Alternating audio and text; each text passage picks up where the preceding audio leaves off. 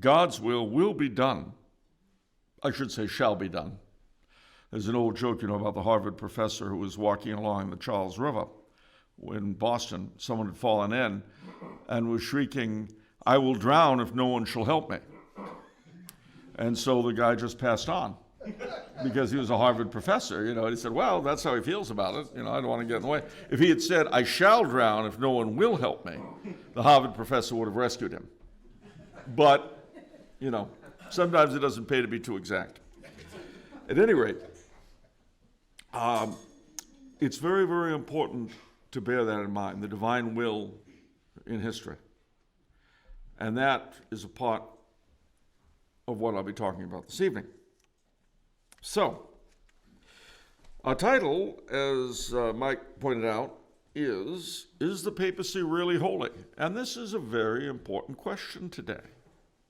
Bear in mind that we are in a pontificate where, just to take one example, the Holy Father has admired the figure of Martin Luther and wanted to celebrate his anniversary.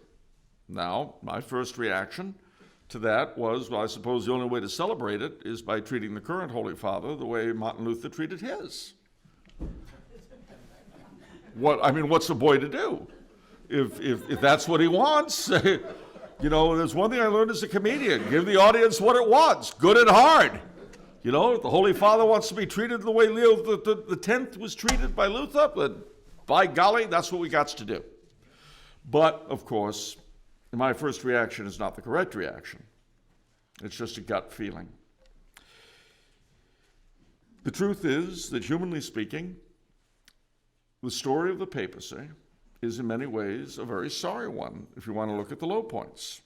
Where do we start? We start with the first pope. The first public act of the holiest and best of pontiffs was denying our Lord 3 times. If you get better than that, you're doing good. You move along, you have the great Arian heresy.